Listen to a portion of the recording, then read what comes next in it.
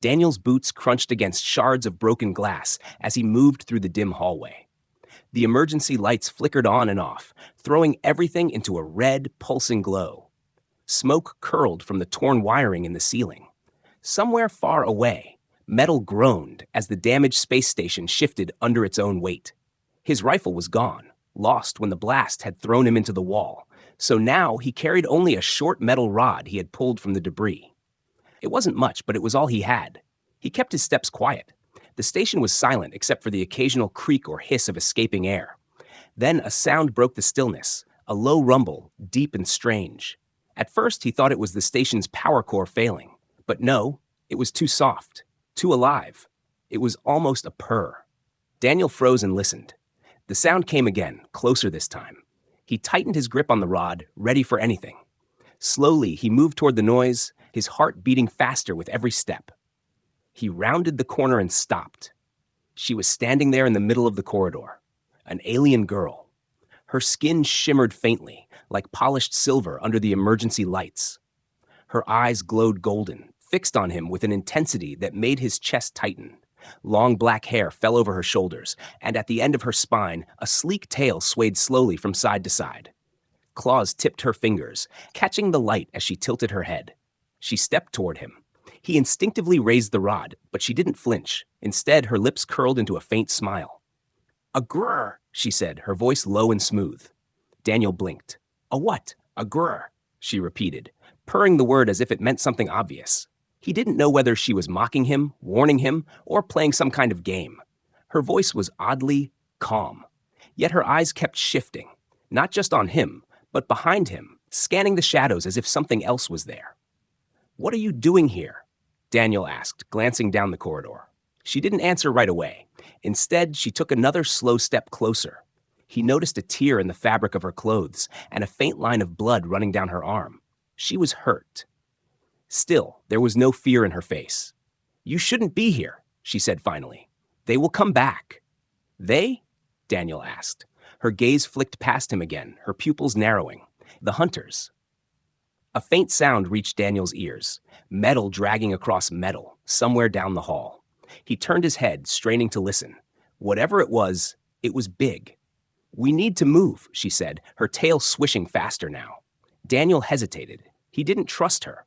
She could be leading him straight into danger, but the sound in the distance was growing louder, and he could feel the vibration in the floor. Whatever was coming was not going to stop and ask questions. She stepped to his side without waiting for him to agree. Her scent hit him, sharp and warm, like heated metal and something sweet underneath. "Stay close," she murmured.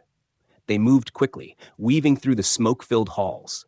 Every now and then she made that sound again, the strange purr.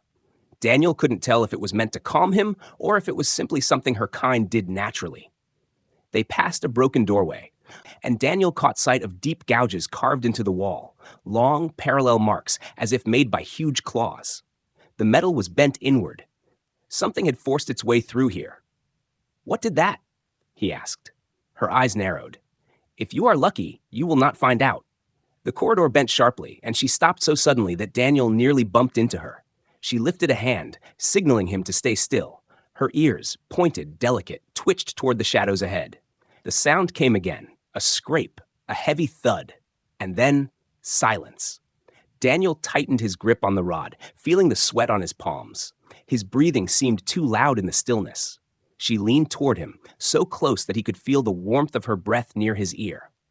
"Don't make a sound," she whispered, her voice almost too soft to hear. They waited like that for several seconds, unmoving. Then, without warning, something slammed into the wall just ahead. The metal dented inward with a deafening crash. Daniel jumped back, and she grabbed his arm, pulling him in the opposite direction. "Run," she hissed. He didn't argue. They sprinted through the smoke, the pounding of heavy footsteps echoing behind them. Daniel risked a glance back, but all he saw was a massive shadow moving in the haze. The sound of claws scraping along the floor made his stomach knot. She took a sharp turn, leading him through a half-collapsed maintenance tunnel. The air here was hotter, smelling of burned wiring and rust. The narrow space forced them to move single file, and Daniel could see her tail lashing quickly now. They reached a small open area, an intersection of 4 hallways. She stopped again, listening. Her head tilted, and for a moment, Daniel thought she might leave him there. Instead, she looked at him with that same unreadable expression. "You're not like the others," she said. "What others?" he asked. Her lips curved faintly again, and she purred the word once more. "A grrr." Before he could ask what that meant, the sound came from the tunnel they'd just left, louder this time. The thing was coming. She grabbed his hand without hesitation, her claws surprisingly careful against his skin, and pulled him toward the farthest hallway. As they disappeared into the shadows, Daniel's mind raced. He didn't know who she was. He didn't know what was hunting them. And he had no idea why that strange purring word made the hairs on his neck stand up. But one thing was certain. If he wanted to live, he had to keep up with her. Daniel's boots slammed against the metal floor as they ran. The air grew thicker, filled with dust and smoke, making each breath harder. The alien girl moved ahead of him, her steps almost silent, despite the speed. Her tail swayed in quick, sharp motions, like a signal he couldn't read. She didn't look back often, but when she did, her golden eyes flashed in the dim light, urging him to keep up. They turned sharply into a narrow corridor where sparks showered from a broken cable hanging overhead. Daniel ducked under it, the heat licking at his hair.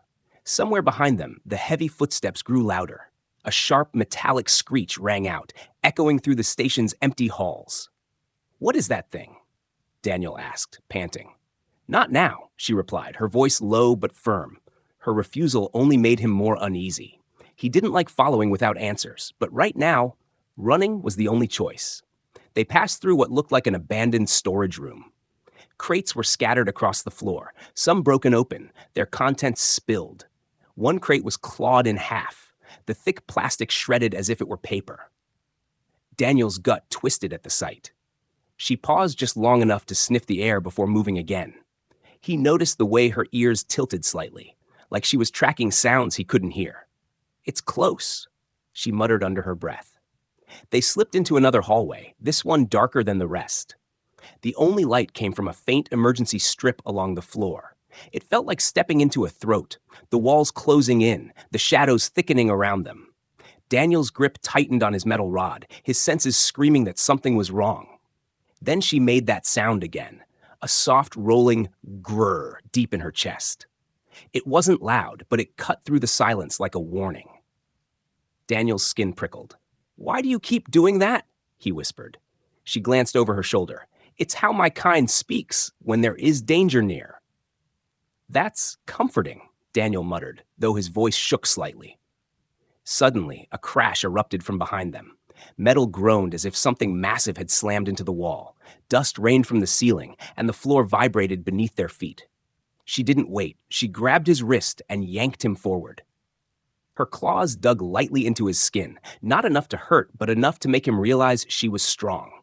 They ran again, weaving through the winding paths of the station. Daniel's legs burned, but adrenaline pushed him on. Every few seconds, she'd glance behind them, her tail lashing like a whip. They reached a set of half-open blast doors. She slid through the gap with ease, but Daniel had to squeeze, his shoulders scraping the cold metal. Inside, the air was even heavier, with a faint smell of ozone and blood. She stopped abruptly, raising a hand for silence. Daniel froze, holding his breath. The sound of claws scraping the floor drifted toward them from the hall they had just left. "They can smell you," she whispered. "Great. Just what I needed to hear," Daniel said under his breath. "Stay low," she instructed, crouching down. They moved in silence now, creeping between fallen beams and broken machinery. Daniel kept glancing at her, trying to read her expression, but her face was calm, focused, like a predator tracking prey. The strange thing was, he couldn't tell if she was leading him away from danger or toward it. The hallway opened into a large room filled with overturned tables and shattered glass. Faint blue light spilled in from a cracked viewport, giving the space an eerie glow. She moved quickly to a far corner, motioning for him to follow. Daniel hesitated. "What's here? Somewhere we can hide," she said. He followed her to what looked like a maintenance hatch. She pried it open with her claws, the metal bending under her grip, and slipped inside. Daniel crawled in after her, the space tight and warm. Once inside, she turned to face him, her eyes reflecting the dim light. "We can't stay here long," she said softly. "What are we running from exactly?" Daniel asked, keeping his voice low. She tilted her head. Hunters. They take what they want. They do not stop until they have it. And what do they want? He pressed. Her lips curled into a faint, unrateable smile. Me. Daniel's stomach tightened. He didn't know why that answer made him feel uneasy, not just for her, but for himself. Before he could ask more, a deep growl echoed through the room outside the hatch. The sound was so low it rattled in his chest. She made that grrr sound again, but this time it was sharper, almost like a challenge.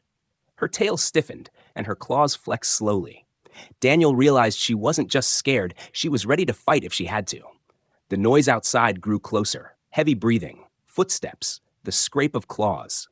Daniel's grip on his metal rod tightened until his knuckles turned white. She leaned in close to him, her golden eyes locking onto his. If it finds us, we don't run, she whispered. We kill it. Daniel's mouth went dry. Easy for you to say, you've got claws. Her lips twitched as if she found that amusing. You've got me, she replied.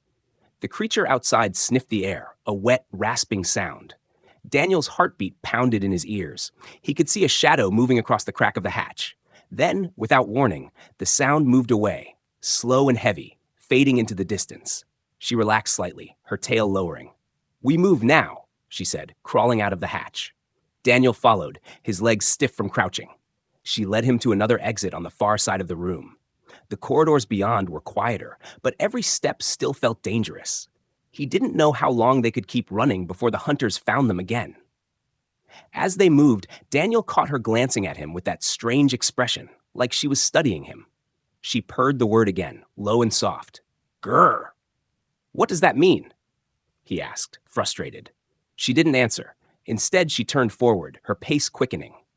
Daniel realized two things in that moment. She was hiding something from him, and whatever grrr meant, it wasn't just a warning.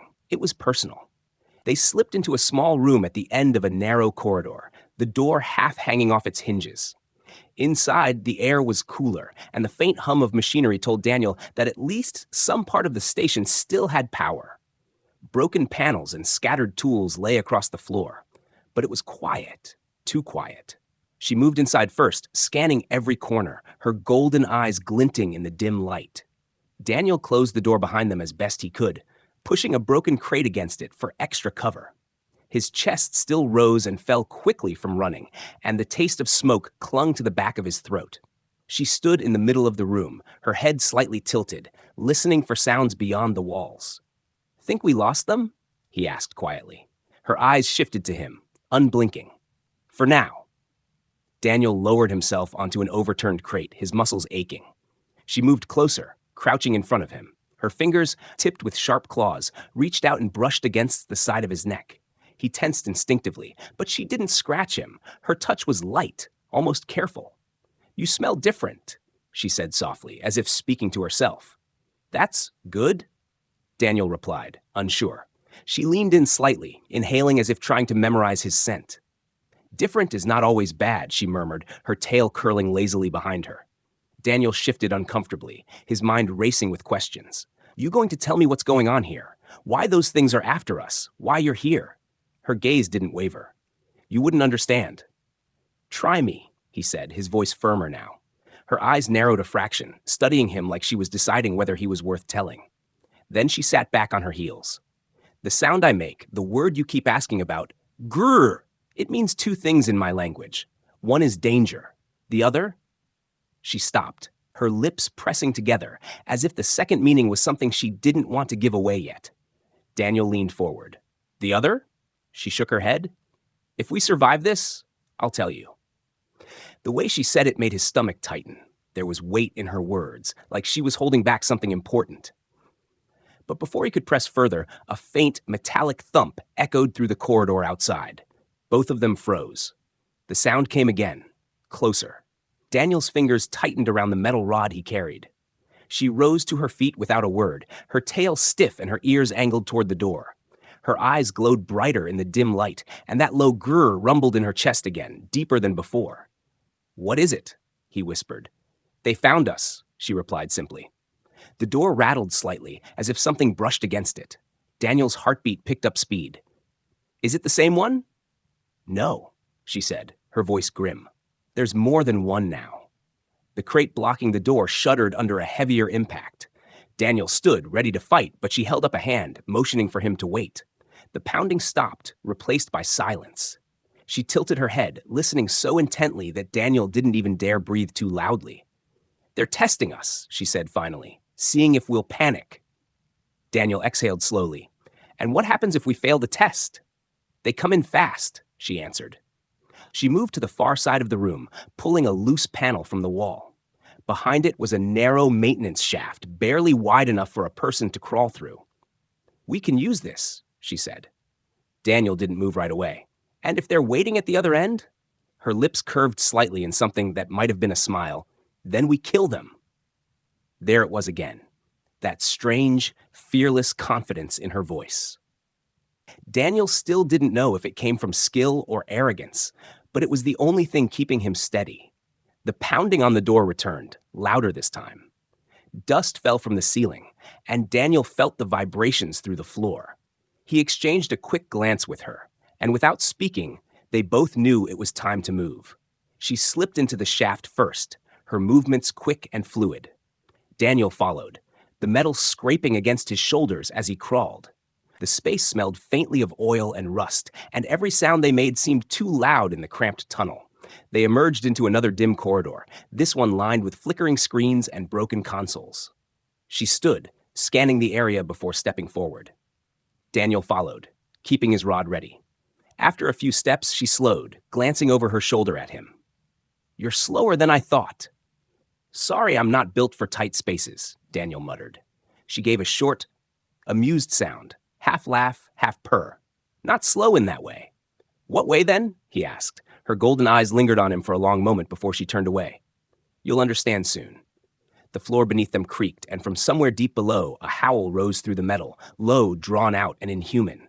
Daniel's skin crawled. She didn't flinch. "They're calling to each other." Daniel's grip on his rod tightened. "Great. Just what we need. Teamwork." She stopped suddenly, holding up her hand again. "We're close to a safer place, one they won't enter easily." "And why won't they?" Daniel asked. "Because it smells like me," she said simply. He frowned. "You're going to have to explain that." "Later," she replied. They reached another doorway, this one sealed but with a keypad on the side. She pressed her claw against a small panel above it, and the door slid open with a hiss. Inside was a control room, its walls lined with dormant screens. She stepped in and motioned for him to follow. The air here was warmer, tinged with a faint, strange scent, sharp and wild. Daniel realized it was her scent. She moved to one of the corners, crouching down and finally letting her shoulders relax a little. "This is one of my safe spots," she said. "They won't cross the threshold unless they're desperate." Daniel sat on a low bench near the wall, still catching his breath. "And now you're going to tell me the second meaning of grrr?" Her eyes met his, unreadable. She took a slow step toward him, her tail curling in the air behind her. "If you live through the night," she murmured, "I will." Before he could respond, a heavy crash echoed from somewhere outside the room, followed by the sound of claws scraping across metal. She looked toward the door, her pupils narrowing. "It might be a long night," she said softly, the low rumble of her purr filling the air again. The crash outside the control room was so loud it made the walls vibrate. Dust drifted from the ceiling, and the faint hum of the machinery was drowned out by the sound of heavy footsteps drawing closer. Daniel gripped his metal rod tighter, his palms slick with sweat. The alien girl was already moving, her body low, her golden eyes fixed on the sealed door.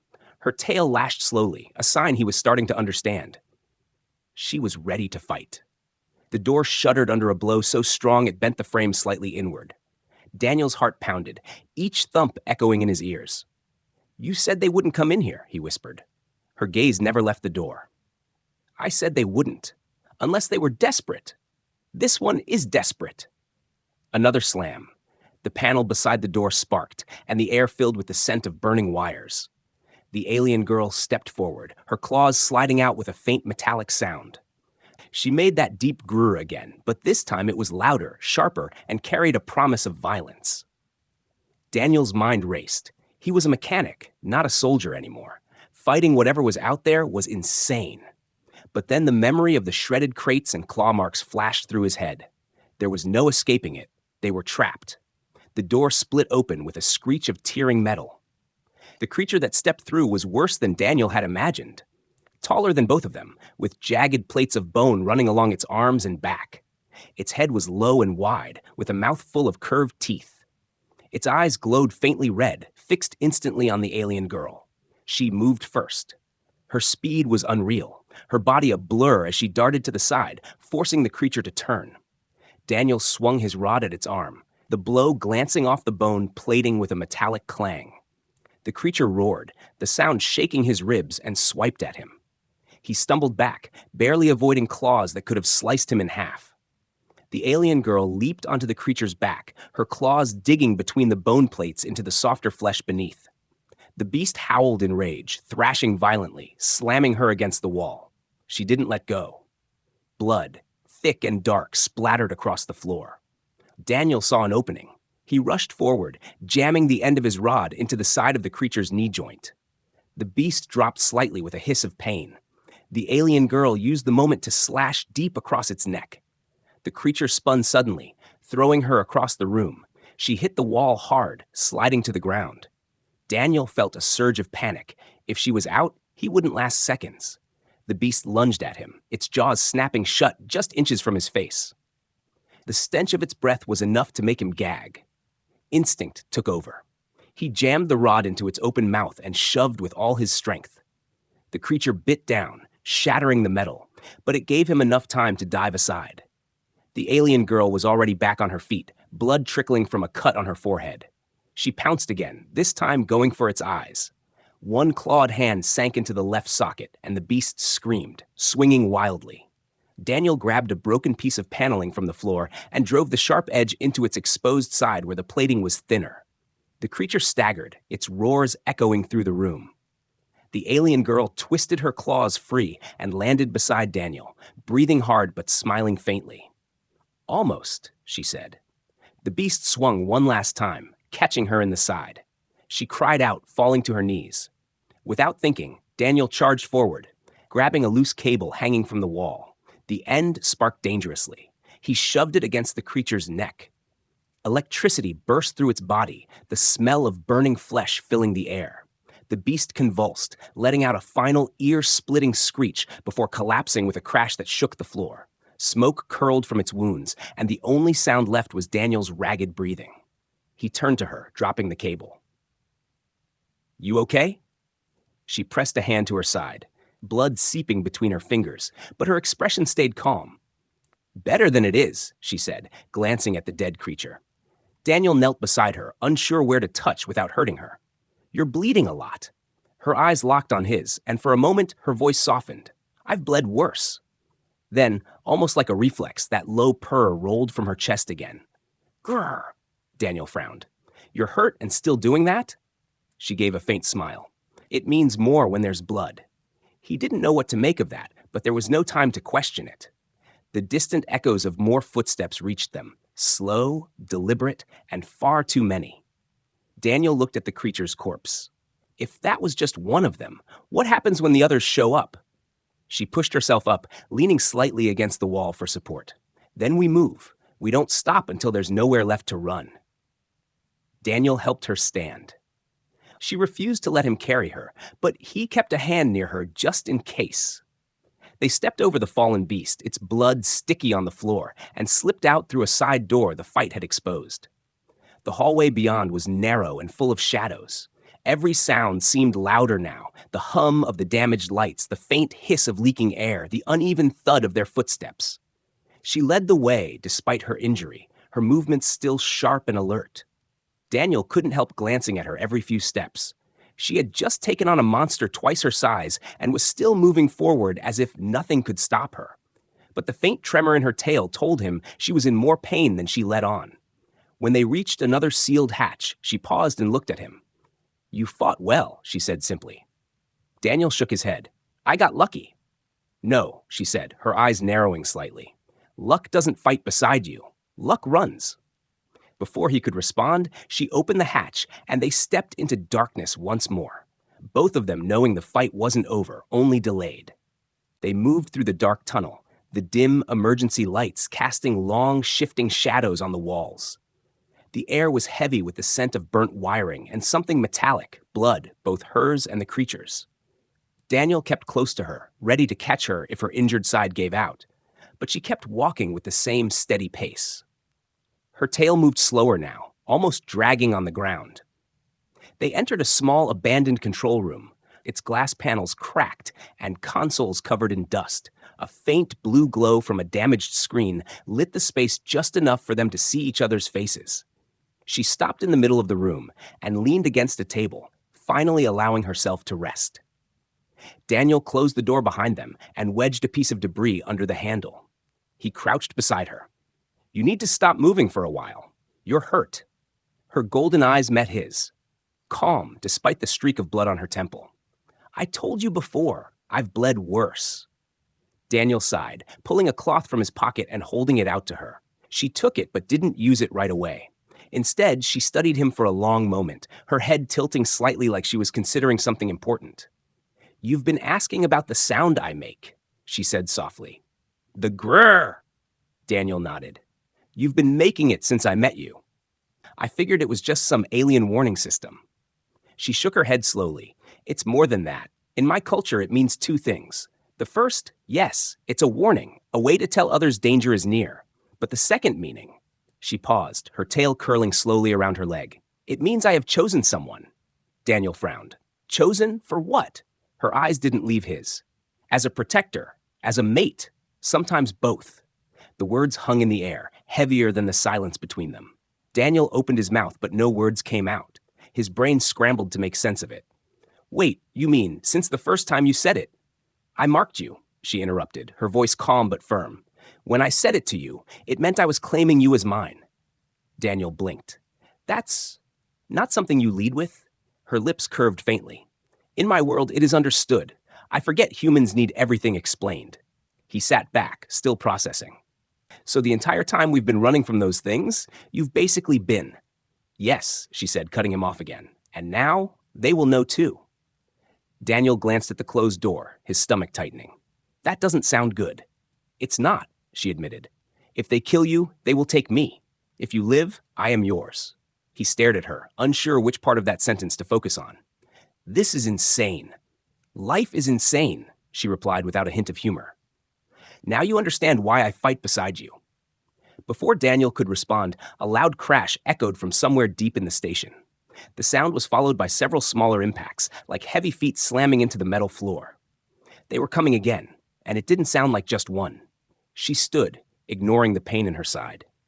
"We can't stay here." Daniel pushed himself up. "Where do we go?"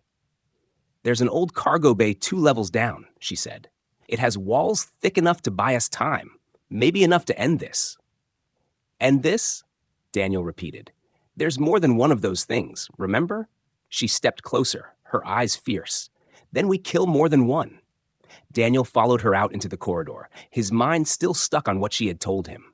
Every time she had purred that strange word, she hadn't just been warning him, she'd been claiming him. And now, every creature hunting them knew it. They made their way through a series of maintenance shafts to avoid the main hallways. The air was stale here, filled with the smell of rust and dust. Each step echoed faintly, making Daniel nervous. He kept glancing back, half expecting glowing red eyes to appear in the shadows. Halfway down a narrow shaft, she stopped abruptly. Her ears twitched and her hand shot out, pressing against his chest to keep him still. Daniel froze, listening. A faint scratching sound drifted through the metal walls. Slow, methodical. "They're above us," she whispered. Daniel looked up at the ceiling, imagining claws tearing through the thin metal. "Then we move faster." They climbed down a rusted ladder, emerging into the dim cargo bay she had mentioned. The massive room smelled of oil and dust. Empty crates were stacked along the far wall, and broken loading equipment lay scattered across the floor. The ceiling was high, shadows pooling in the corners. "This will work," she said, scanning the space. Daniel wasn't so sure, but he didn't argue. He followed her to the center of the room, where she finally turned to face him again. "You understand what I said before?" Daniel hesitated. "About you? Choosing me?" "Yes. That choice means I fight for you until I can't stand. And if you survive, you are mine. This is our law." He swallowed hard. "And if I die?" Her expression darkened. Then they will take me, and my choice will be meaningless.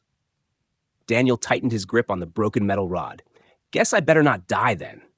Her lips curved into the faintest smile, and once again that deep, rolling grrr came from her chest. It sounded different this time, less like a warning, more like a promise. Before either of them could say more, the sound of claws clicking against metal echoed from the hallway. Then another set, and another. Daniel's heart sank. "They're here," she said simply, moving into a low, ready stance. Daniel took his position beside her. "So what's the plan?" She glanced at him with a fierce glint in her eyes. "Stay alive, and remember, now they're not just hunting you, they're challenging me." The first shadow appeared in the doorway, tall and hunched. Then a second, and a third. Their glowing red eyes locked onto the pair in the center of the room. The low growls they made rattled through the air like thunder. Daniel exhaled slowly, his mind clearing. No more questions. No more hesitation. Whatever came through that door, they would face it together. The alien girl's claws slid out, gleaming in the faint light. She purred that word again, low and slow, the sound vibrating in the air between them. Daniel didn't know if it was meant to calm him or to announce to the hunters that he was already claimed. Either way, it didn't matter. The fight was coming, and there was no turning back. The first creature stepped fully into the cargo bay, its claws scraping long lines into the metal floor. Two more followed, their bodies low, their glowing red eyes fixed on the pair standing in the middle of the room. Daniel's pulse quickened, his grip on the metal rod tightening until his knuckles ached. Beside him, the alien girl crouched, her tail whipping sharply behind her, her golden eyes burning with focus. The hunters spread out, circling. Their movements were slow, deliberate, like they were testing how their prey would react. The largest one gave a low, rumbling growl, and the sound echoed in Daniel's chest. His instincts screamed at him to back away, but he held his ground. "They're trying to make you move first," she murmured without looking at him. Daniel's voice was tight. "Then let's not give them what they want." One of the smaller hunters darted forward suddenly, fast as lightning. Daniel swung his rod, the metal connecting with a loud crack against its jaw. The impact made his arms throb, but the creature stumbled back, snarling. That single blow seemed to break the standoff. The second hunter lunged at her, but she met it head-on, leaping high and slashing across its face. Black blood splattered the floor, sizzling as it hit the metal. The injured creature howled and swiped at her, but she rolled under its arm and raked her claws along its ribs. Daniel turned just in time to block the larger hunter's attack. The force of the blow sent him crashing into a crate, knocking the air from his lungs. He rolled to the side as the creature's claws tore into the spot where his head had been. His rod skidded across the floor, just out of reach. Before the beast could finish him, she slammed into it from the side, her claws sinking deep into the gaps between its bone plates. It roared, twisting to throw her off. But she clung like a shadow, tearing at its flesh. Daniel scrambled to his feet, grabbing a jagged piece of broken metal from the crate he'd hit. The smaller hunter rushed him again, but this time he sidestepped and drove the sharp edge into its side. It screeched and staggered away, bleeding heavily. The fight turned into chaos, claws flashing, metal clanging, roars and snarls mixing in the air. She moved like a storm, every strike fast and precise, but Daniel could see the strain in her movements. Her injured side slowed her, and one mistimed dodge left a deep slash along her arm. Daniel didn't think. He reacted. He stepped in front of her, raising the metal shard as the largest hunter charged. The impact sent him sprawling, but it also gave her the opening she needed. She leapt forward, landing on its back, and drove her claws into its neck with such force that the sound of tearing muscle and bone filled the bay. The massive creature dropped to its knees, choking on its own blood before collapsing. She rolled off its back, breathing hard, her chest rising and falling rapidly. The remaining hunter hesitated, glancing between the two of them and the fallen bodies of its pack. Then it let out a sharp hiss and darted toward the open door. "Not so fast," Daniel muttered, grabbing a fallen piece of pipe and hurling it. The pipe struck the hunter's leg, making it stumble, and in an instant she was on it. One quick, brutal slash ended it. Silence fell over the cargo bay, broken only by the hiss of leaking pipes and the distant hum of the station's failing systems. Daniel stood still for a moment, his body trembling from exhaustion and adrenaline. She wiped her claws on the floor and turned to him.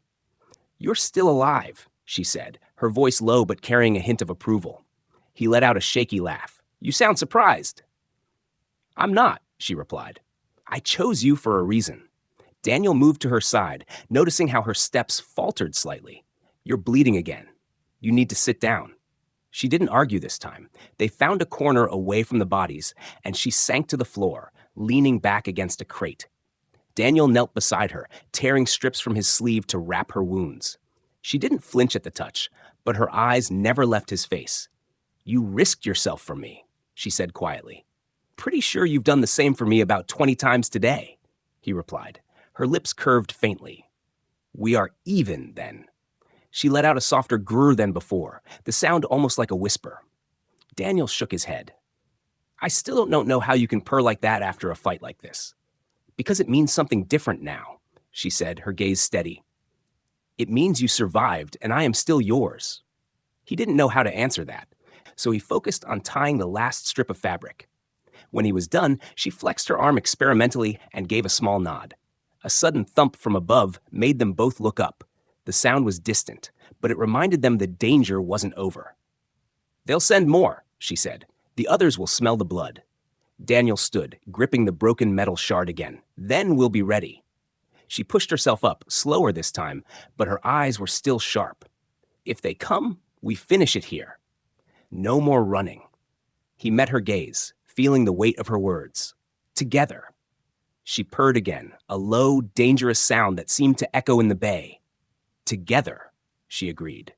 They stepped over the bodies of the fallen hunters and moved toward the shadows near the door, ready for whatever came next. Neither of them said it aloud, but both knew this fight had changed something between them. The law of her people had already bound her to him, but now the bond felt real, forged not by tradition alone, but by blood and survival. The cargo bay was silent, except for the faint hum of damaged lights and the soft drip of blood pooling on the floor. Daniel's arms felt like lead, every muscle aching from the fight. The alien girl stood beside him, her chest rising and falling steadily despite the blood streaking her side. Around them, the bodies of the hunters lay still, their black blood seeping into the grooves of the metal floor. For a long moment, neither spoke. Then she turned her head, her golden eyes catching the dim light. "It's over," she said, though her tone held no relief, only certainty. Daniel nodded, but his mind didn't relax. For now. They both knew more could come. The station was too damaged, too exposed. Even if the hunters were gone, the dangers of the place weren't.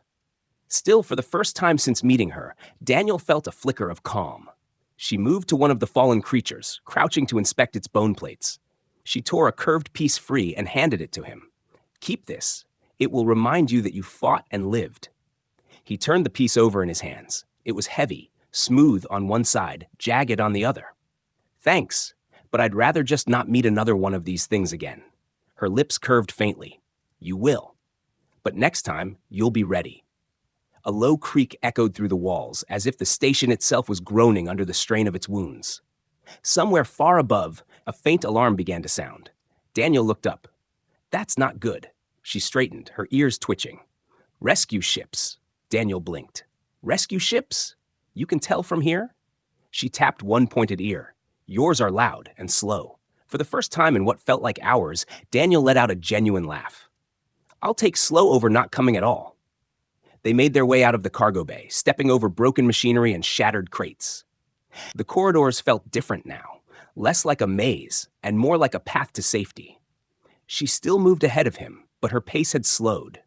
Her tail brushed lightly against his leg once as they walked, an almost casual contact that sent a strange warmth through him. They reached a junction where the walls had collapsed inward, forcing them to climb over twisted metal beams. Daniel went first, then turned to help her, but she refused his hand with a slight shake of her head. Even injured, she wanted to show she could move on her own. As they reached the upper levels, the air grew cleaner. The smoke had thinned, replaced by the faint smell of ozone from the ship engines approaching. Through a cracked viewport, Daniel caught sight of distant lights moving closer. Human ships, no doubt responding to the distress beacon. "They'll be here soon," he said, glancing at her. She didn't answer right away. Instead, she stopped and looked out through the glass. When they arrive, will you leave me? The question caught him off guard. What? No. Why would I? In my world, when danger is gone, bonds are often forgotten, she said quietly. Humans are different. Daniel stepped closer, shaking his head. Not all of us, and definitely not me. Her golden eyes studied him for a long moment, searching his face as if weighing his words. Then, without warning, that familiar deep purr rolled from her chest again. Grrr! Daniel let out a half smile. Still doing that. This time, she said, it is not a warning, it is the other meaning. You know it now. He remembered her words from before. Protector, mate, chosen. He swallowed, feeling the weight of them. Then I guess I should say, I accept. Her tail curled slightly in the air, a gesture he was beginning to understand meant approval. Then it is settled. The sound of engines grew louder, and moments later, the hallway lit up with the harsh white beams of approaching rescue teams. Human voices echoed through the station, calling out in search of survivors. When the first of them rounded the corner, weapons ready, their eyes widened at the sight of her standing so close to Daniel. One of the soldiers raised a hand, motioning for him to step away from the alien. Daniel didn't move. She's with me, he said firmly. The soldier hesitated, glancing between them. Sir, we don't know if she's... She's with me, Daniel repeated, his voice sharp enough to cut through any doubt. The alien girl stood silently at his side, but her posture was proud, her gaze steady. Whatever the humans saw in that moment must have been enough, because no one tried to separate them. They were escorted back through the damaged halls toward the rescue shuttle. Along the way, other survivors stared, some in confusion, some in open shock. But Daniel didn't care. She walked beside him, her shoulder brushing his arm, and that was all that mattered. When they reached the shuttle, the ramp lowered with a hiss. Daniel stepped forward, but she hesitated at the threshold. You are sure? She asked quietly. He turned to face her. About what? About keeping me, she said. Once we leave here, there is no going back. Daniel thought about the chaos, the danger, the near-death fights they'd faced together. He also thought about how she had never once left his side, how she had thrown herself into danger for him without hesitation. I'm sure, he said. Her golden eyes softened, and for the first time since he'd met her, her voice carried something lighter than battle steel. Then I am yours. Grrr! He smiled faintly at the word now, understanding what it truly meant. And I guess that makes me yours. They stepped onto the shuttle together. As the hatch closed behind them, Daniel felt the tension in his shoulders ease, for the first time since the station had exploded into chaos. Outside, the rescue ship's engines roared to life, carrying them away from the wreckage. She sat beside him in silence for a while, watching the stars slide past the viewport. Then, without looking at him, she let out that deep, rolling sound once more. Daniel leaned back in his seat, a tired smile spreading across his face. This time, the sound didn't make him uneasy. It made him feel claimed, safe, chosen. The battle was over, but whatever came next, they would face it together.